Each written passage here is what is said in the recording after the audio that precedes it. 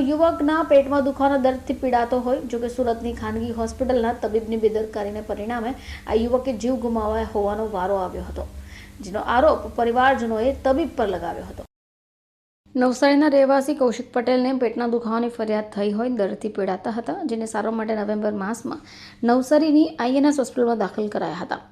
પરિવારજનોએ આરોપ લગાવ્યો છે કે સુરતના શેલ્બી હોસ્પિટલના તબીબ દ્વારા INS હોસ્પિટલમાં કૌશિકને પગમાં ઇન્જેક્શન આપ્યું હોય, બાદમાં જ તેની તબિયત વધારે લથડી ગઈ। ઇન્ફેક્શન વધવાની સાથે જમણા પગમાં હલનચલન બંધ થઈ ગયું હતું। કૌશિકને ઘનિષ્ઠ સારવાર માટે સુરત શેલ્બી હોસ્પિટલમાં રિફર કરાયું, જેમાં 14 દિવસની સારવારમાં પેટમાં અને પગમાં સર્જરી કરાઈ। ફરીથી નવસારીની INS હોસ્પિટલમાં જ લાવવામાં આવ્યો, જોકે સ્વાસ્થ્યમાં કોઈ સુધારો ન થતાં ક્ષતિગ્રસ્ત પગ સર્જરી કરી કાપવામાં પણ આવ્યો। 3 દિવસ બાદ કૌશિકનું મૃત્યુ નિપજી ગયું। પરિવારજનોનો આક્ષેપ પણ છે કે લાખો રૂપિયાના ખર્ચ બાદ પણ કૌશિકનો જીવ ન બચાવી શક્યા।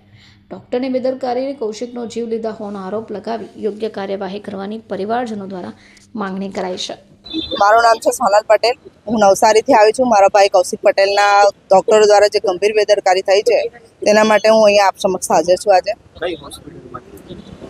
નવસારી ખાતે INS હોસ્પિટલમાં મારા ભાઈને પેટના દુખાવા સાથે અમે દાખલ થયા। ત્યાં જે નવસારી શેલ્બી હોસ્પિટલ ખાતે ડૉક્ટર જેની ગાંધી જે શેલ્બી હોસ્પિટલમાં છે અને ત્યાં આવે છે વિઝિટ કરવા, એમણે મારા ભાઈને ઇન્જેક્શન આપ્યું હતું, જેના કારણે મારા ભાઈને પેટની તકલીફ અને પગની તકલીફ વધી ગઈ હતી અને પગ બંધ થઈ ગયો હતો। એની વધુ સારવાર માટે એમણે અમને નવસારીથી અહીંયા સુરત શેલ્બી હોસ્પિટલમાં દાખલ કરાવેલા અને મારા ભાઈના એ દરમિયાન એ લોકો 1 અઠવાડિયાની અંદર 7 થી 8 ઓપરેશનો મારા ભાઈના પગ અને પેટમાં કર્યા હતા અને એની ગંભીર બેદરકારીથી મારો ભાઈનો પગ ગુમાવ્યો છે। એણે પગ કાપવાની વારી આવી છે અને અત્રે આ બધી સારવાર દરમિયાન મારા ભાઈને 14 ડિસેમ્બરના રોજ એનું મૃત્યુ થયું છે।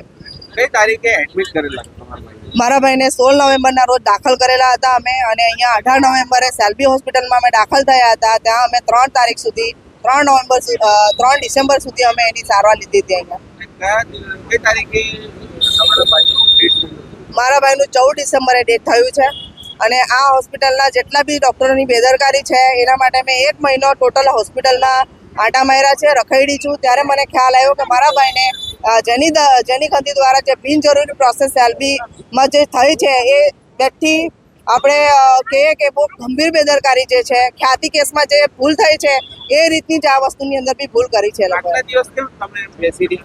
મને આટલા લેટ બેસવાનું કારણ એ છે કે મારી પાસે ફાઇલો જરૂરી છે હોય એ હતી નહીં। એ ડૉક્ટરને લગતા જે મારા પુરાવા મારે ભેગા કરવા જોઈએ કે મારા ભાઈને ટ્રીટમેન્ટની શું જરૂર હતી, એના માટે સુરત સિવિલ ખાતે ડૉક્ટરોને મળી છું, સુરતના બધા ડૉક્ટરોને મળી છું, એમના મારા ભાઈના કેસના રિલેટેડ ડૉક્ટરોને પણ હું એમના હોસ્પિટલ ક્લિનિકમાં જઈને મળી છું। અને ત્યાર પછી મને ખ્યાલ આવ્યો કે મારા ભાઈને આ વસ્તુની અંદર થ્રોમ્બોસ્ટોમી કરવાની જરૂર હતી અને આ મેડમે એને થ્રોમ્બોલાઇસિસ બિનજરૂરી પ્રોસેસ કરીને આખો કેસ બગાડી નાખ્યો છે। કેટલાનું બિલ થયું હતું અને કયા ડોક્ટરે ટ્રીટમેન્ટ કરી હતી? મારા ભાઈને આ હોસ્પિટલની અંદર 20 લાખ રૂપિયાનું બિલ થયું છે અને નવસારી ખાતે INS હોસ્પિટલનું અમારું 8 લાખનું બિલ હજુ બાકી છે અમારે ભરવાનું, જે કે મારા ભાઈના કંપનીના જે નોકરી કરે છે ત્યાંથી જે પૈસા આવશે તેની રાહ જોઈને અમે બેઠા છે કે એ પૈસા અમે ભરી શકીએ। હવે